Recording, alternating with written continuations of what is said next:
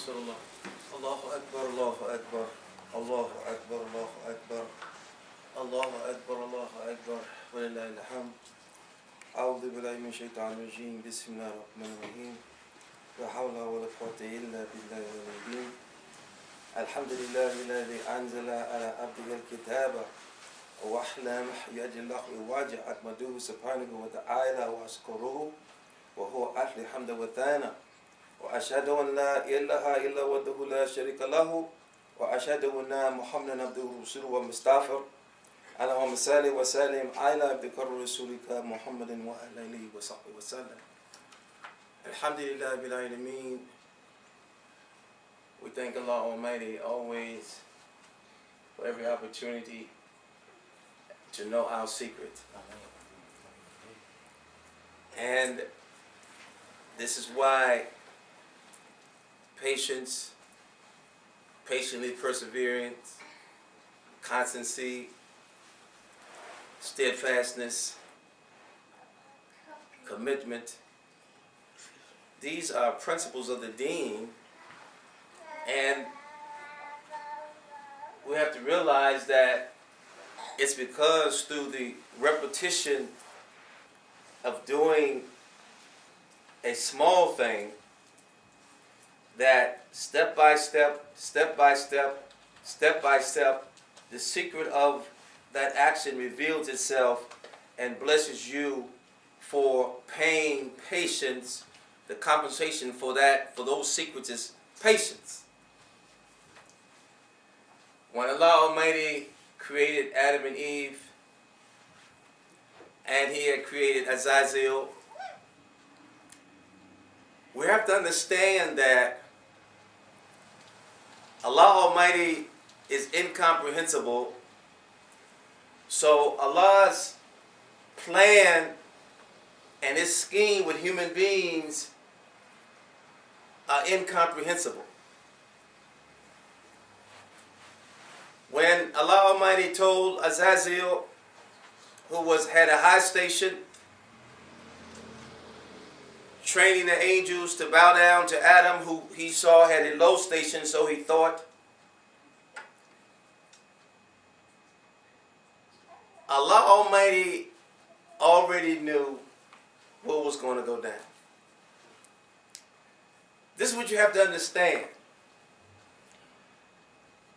That all of this is an orchestrated plan, because Allah Almighty wants to be known.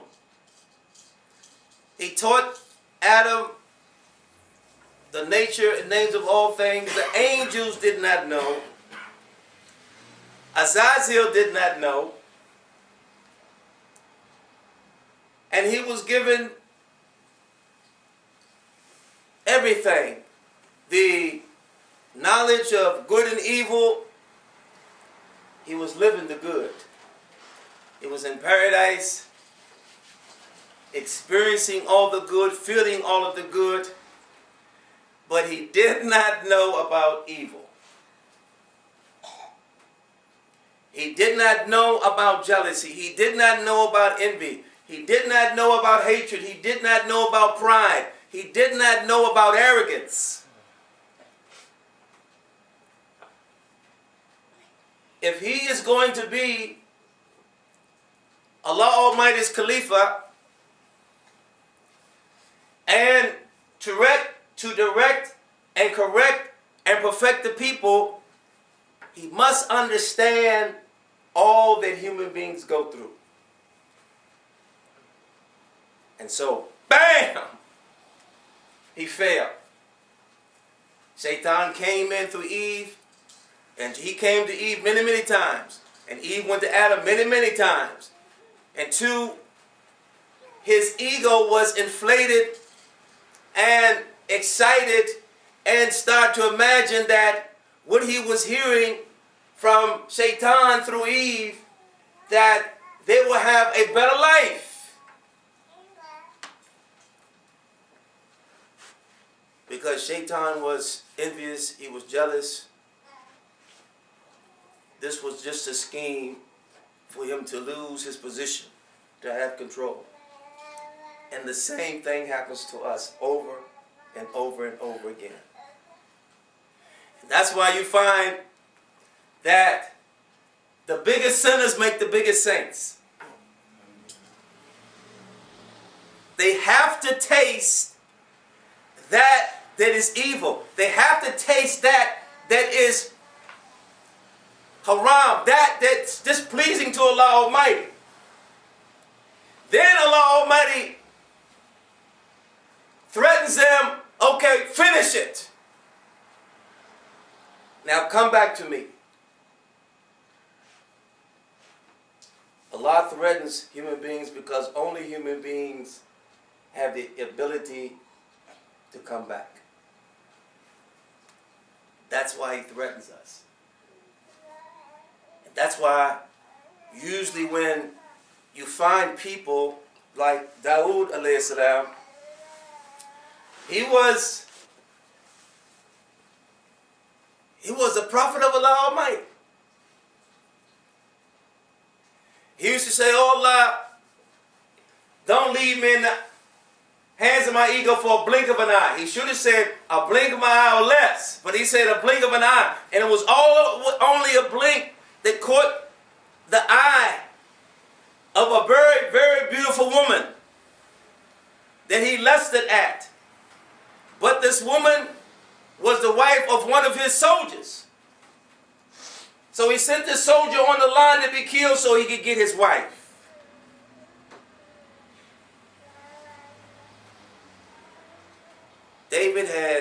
Dawood had 99 wives. 99 wives. So this person jumped over the wall, the palace wall, and was talking to him. He says, "Sir, let me just say something to you, sir." He says, "I have a friend that has 99 cows, and I only have one, and he wants my cow." And Dawood says, "Oh, what an unjust person. This person is crazy." Then he came to him. "Whoa, that's me." It hit him. He went down on his face for 40 days, crying for 40 days, asking Allah Almighty to forgive him. "Oh my Lord, please forgive him. Oh Lord, please forgive me." Vegetation grew up all around him. But he realized that he had fallen from a high station that he had taken for granted. And so when he fell, he missed that station. He realized that he had fallen from a high place to a low place, and he begged Allah. He felt it. It wasn't just some intellectual scholarship. He felt the separation of himself from his Lord. He no longer wanted to live. His energy, his power was drained out of him. His mind was shutting down. All he can think of, "Oh my Lord," his only desire in his only existence was, "Oh my Lord, please put me back where I was." And he was calling out to Allah. That's our reality. We're going to fall. But don't let it be your fall. Don't fail in your fall. Get back up from your fall. Even somebody in the ring, they box and they train, and they get knocked out, and they knocked out. And I've seen them so many times hit the floor and jump back up. Referee said, no, you knocked out. You gone. But the instinct was to get back up. That's the kind of instinct we got to have. Get back up, fight. Because nobody will fight for you better than you can fight for yourself. Allah Almighty will not even accept you unless you fight for yourself.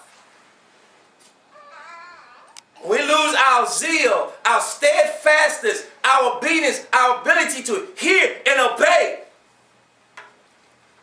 If I cut this light out, this switch, and take it off, then turn it on, and that light comes through that currency, bam, that switch, hearing and obeying. That's how we're supposed to be. When guidance comes, we're supposed to light up. Yes! You're supposed to feel that. Yes! You feel that life, that power. When you don't feel it, something's wrong. When guidance come among us and we don't feel that guidance, because guidance in tunes is a hotline to the divine presence, and we don't feel that. See, this is why we do things against ourselves. This is why we do synthetic things, because we feel something. When we're intoxicated, we feel something. We ain't bad people, but we need something. And Shaitan has given us an illusion. It makes us feel like we're close to Allah Almighty. But he's tricking us. He's sticking us.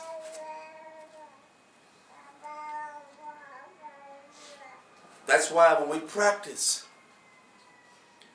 being obedient servants to our Lord, Allah Almighty reveals to us those secrets.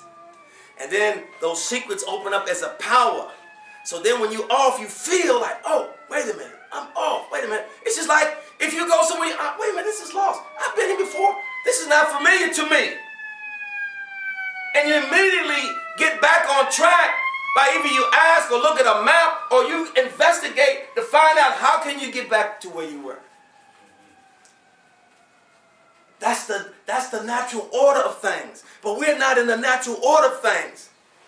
Many times we get lost. We stay lost so long, we take it to be like our way of life. And we don't understand why we keep getting jammed up.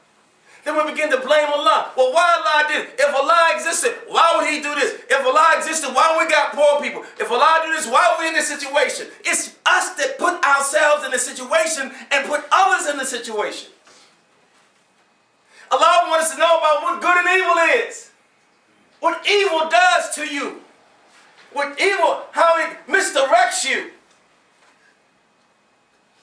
How it makes you feel like you don't even exist. Make you feel like you want to do something, anything, to get out of that misery. We lose our zeal, our power. Everybody got power. Very few people believe it. Because when you got power, you see you don't miss opportunities.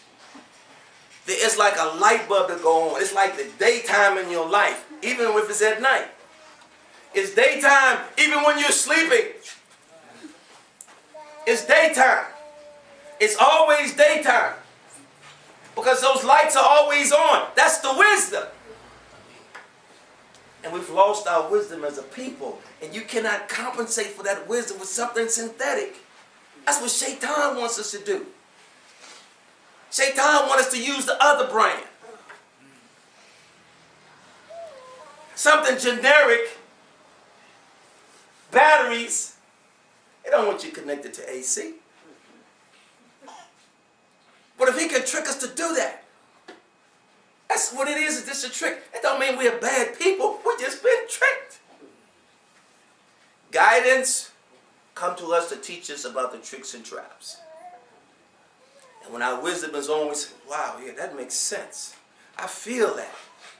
Whoa, I'm going to apply that. And as you apply that, even for a small thing, on a consistent basis, Allah will all give you the reward of that repetition of that. But when we show laziness, you get lazy responses to life. Life responds to you the way you respond to life. So when someone asks you, well, how is life treating you? Life is treating me great because I'm treating life great. You're supposed to be in control of that. Even when you sleep. Because if you're connected to wisdom, you don't sleep. You rest, your soul leaves your body, you're still working. You're with Allah Almighty. You wake up, He puts you in the body, bam! You got two jobs. You're working in this life and the next life while you're in this life. Why are you going to be lost in two lives? You're lost in this life. When you go to sleep, you're lost. You're having nightmares while you sleep. You wake up and you're having a bad day. Have a good day. Have a good day. Make your days good. Make your days great. Make your days excellent. You got the power for that. So we're asking Allah Almighty for forgiveness. Here again, after one minute, Tawfiq al-Fatiha.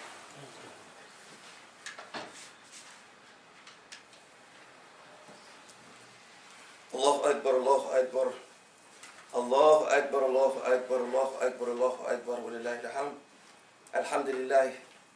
Alhamdulillah Rabbil Alameen, wa salatu wa salamu ala karul musaleen, muhammad nabiyyi wa ahlihi wa sahbihi ajmin amma ba'd. Alhamdulillah Rabbil Alameen.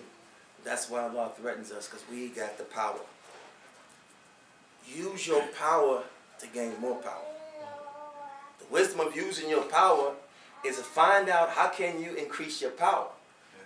It's just like investors. You see these millionaires and billionaires. How do you think that they become millionaires and they go to billionaires? Because they invest their money in money. Their money works for them. They don't work for money. Yeah. Allah Almighty didn't send us here to work for this world. This world should be working for us. Yeah. We got the wrong investment mentality.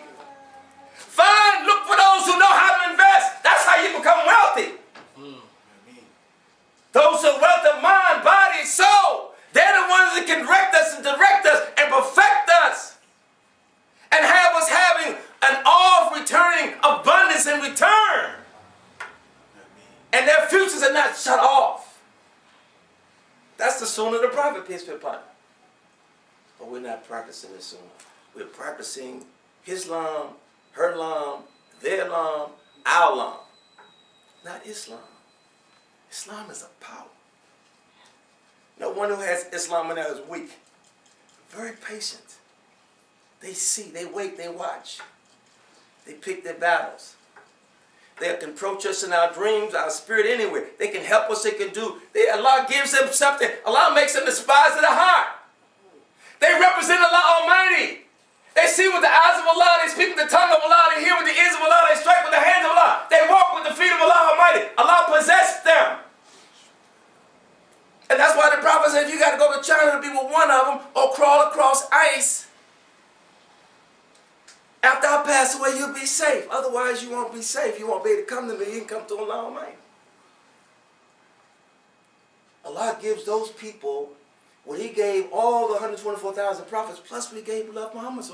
That was the promise that Allah made to the Prophet, peace be upon him, when He made his Isra Miraj. So what's our problem? Not listening. Not using our wisdom. So our lives are not working. We're treating life bad. And it's treating us bad. And it's just. It's justice. So we're asking Allah Almighty to help us. Woman of Tawfiq al-Fatiha. Bismillahirrahmanirrahim. Alhamdulillah. Ar-Rahman Ar-Rahim. Malik Yawmiddin. Iyaka na'budu wa iyaka nasta'in. اهدنا الصراط المستقيم صراط الذين أنعمت عليهم غير المغضوب عليهم ولا الضالين آمين.